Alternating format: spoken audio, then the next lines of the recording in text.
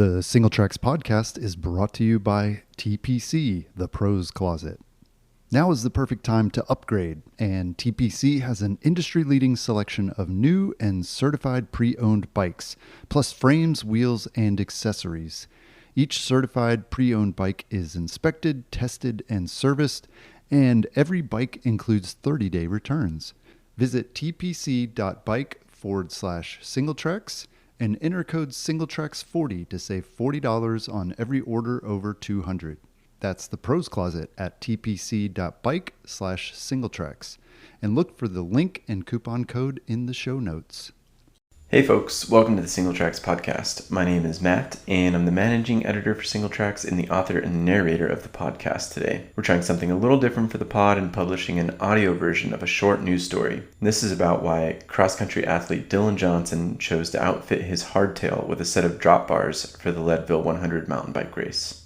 We hope you like it. The Leadville Trail 100 is one of the most difficult mountain bike races on the planet. The race starts at over 10,000 feet in elevation and reaches a peak of 12,600 feet. Trying to maintain energy, oxygen, and composure for over 8 to 12 hours and 100 miles results in a notable amount of DNFs, or did not finish, every year. Leadville also happens to be one of the least technical mountain bike races out there. The climbs can be steep and endless, but much of the course is made up of dirt road and double track with a small amount of actual single track. In Leadville, the athlete's bike can make a huge difference in their result. Cross-country athlete Dylan Johnson grew up in North Carolina mountain biking with his dad and soon started racing, focusing on 100-mile endurance races. While basically everyone uses a cross-country full-suspension mountain bike or hardtail at Leadville, the idea to equip his hardtail mountain bike with drop bars for the 2023 race came after competing at the event a year ago. To me, it's one of these races that kind of falls in this gray area between gravel racing and mountain bike racing. And I think the only reason why almost everyone shows up on a traditional cross-country mountain bike is because it's advertised as a mountain bike race and it's historically been raced on mountain bikes. There are some exceptions. Athletes in the past have raced the course on gravel bikes, and up until this year, some athletes were equipping their mountain bike handlebars with aero bars. Johnson was one of them in 2022. Lifetime did just have a rule change this year. There have been people who've done very well racing Leadville with aero bars on their bike, just normal mountain bike bars, but then they have aero bars on. I think Jeremiah Bishop had aero bars on to help Alton Licata break the course record. Todd Wells has won the race with aero bars on his bike. And I had aero bars on my bike last year, but Lifetime has just had a rule change that any and all Lifetime races, you're not allowed to use aero bars, and obviously that includes Leadville. So you can no longer have aero bars on your bike for Leadville. That particular rule change was probably what pushed me even further to doing the drop bars, because without aero bars, it's even harder to get in an aerodynamic position with normal mountain bike bars.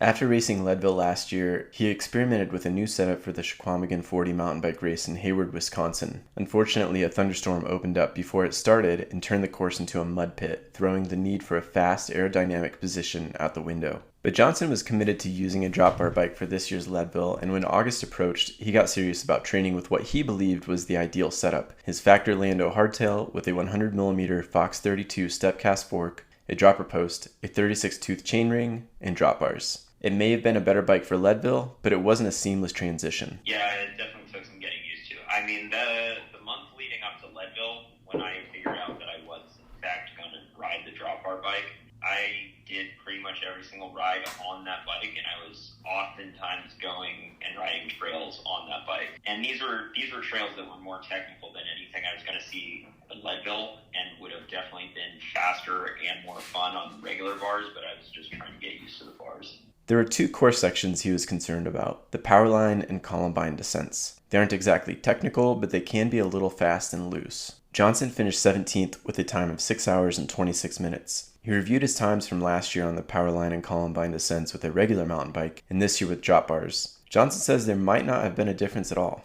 After the race, I'm fully convinced that Leadville is a drop bar course, partially because I ended up getting my fastest time ever down Powerline with the drop bars, and my time down Columbine during the race was faster this year than it was during the race last year with normal, I had normal bars last year. And though there might be an aerodynamic advantage, Johnson doesn't believe that Lifetime will take the same route as aero bars and eliminate drop bars from mountain bike races. Like, I think all these rules are kind of dumb and arbitrary, to be honest with you. I thought the aero bar rule was dumb and arbitrary, but there's a lot of people that disagree with me on that. I think they would have an even harder time making the case to ban drop bars. People ride drop bars off-road all the time. That's what gravel is. And also you have access to your brakes at all times. So they would definitely have a harder case, and I think people would be a little more up in arms if they decided to ban drop bars for some reason.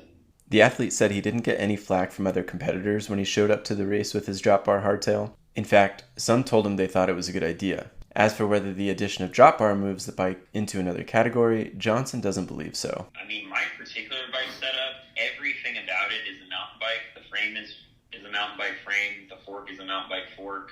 I had a dropper post on it. I had mountain bike tires on it. Everything about it is a mountain bike except for the drop bars. So maybe if the line is the bars, then I guess I cross that line. But it's, who's to say where the line is, I guess. I guess I'd consider it a mountain bike because every component on it was a mountain bike component except for the bars. For those considering such a feat, Johnson has a suggestion. It might seem natural to put your hands in the drops on the descents, but he believes it puts too much of your weight too far forward and instead keeps his hands on the hoods during the descents. Just make sure you've got strong hydraulic disc brakes.